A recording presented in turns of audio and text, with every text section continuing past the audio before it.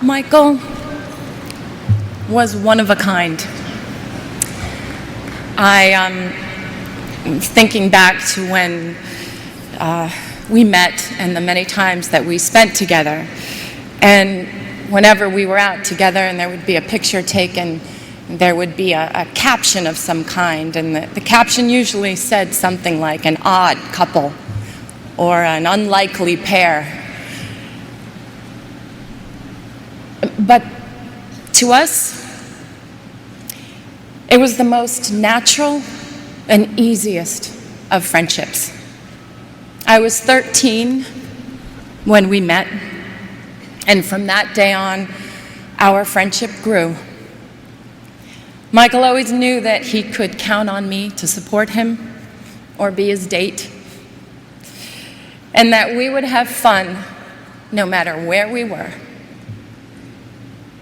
We had a bond. And maybe it was because we both understood what it was like to be in the spotlight from a very, very young age. I used to tease him and I'd say, I started when I was 11 months old. You're a slacker. You were what, 5?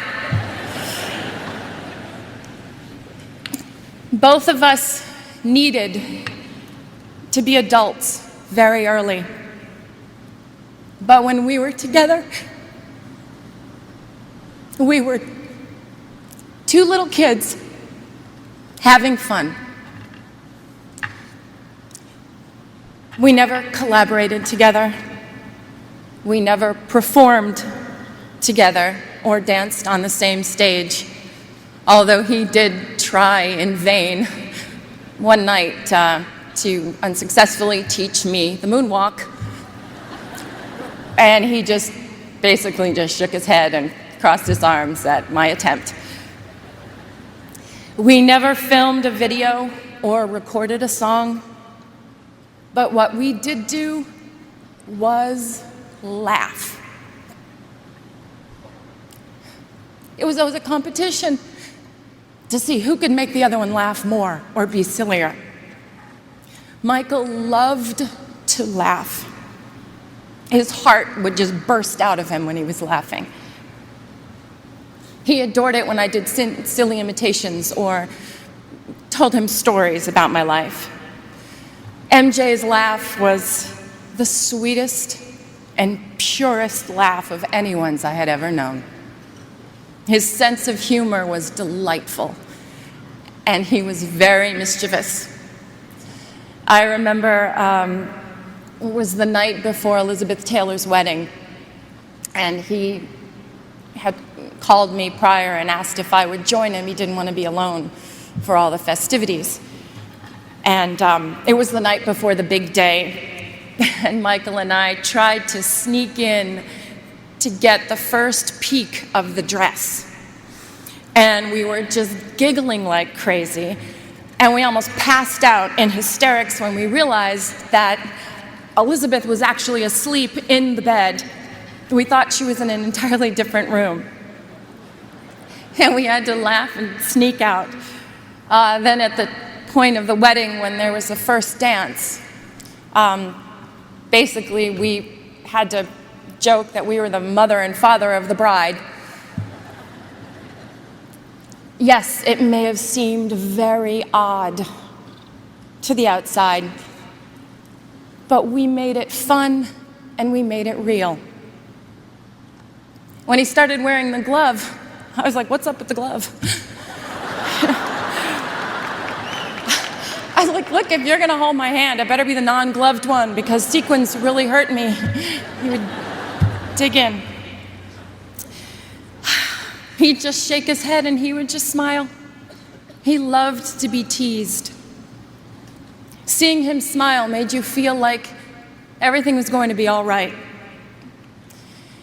To the outside world, Michael was a genius with unchallenged ability. To the people who were lucky enough to know him personally,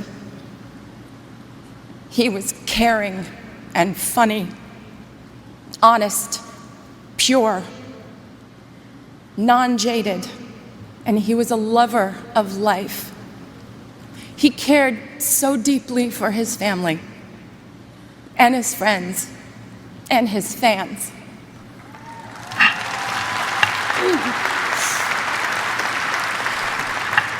He was often referred to as the king, but the Michael that I knew always reminded me more of the little prince.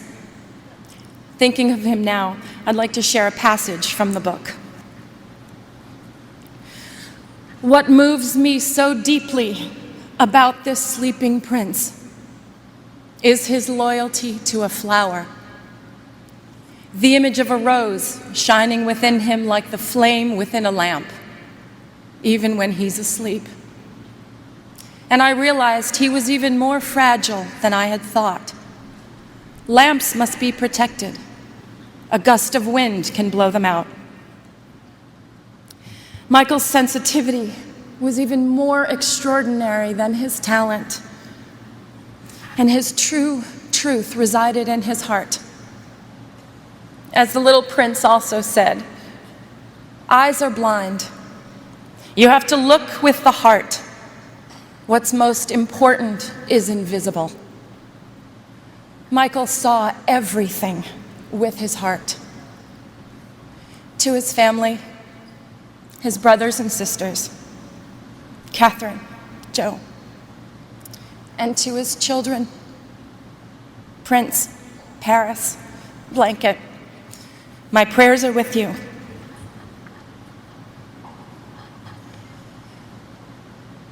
Michael's favorite song was not one of the countless masterpieces that he gave us, but it was a song that Charlie Chaplin wrote for the movie Modern Times. It's called Smile. And there's a line in the song that says, "Smile though your heart is aching." Today, although our hearts are aching, we need to look up where he is undoubtedly perched in a crescent moon, and we need to smile.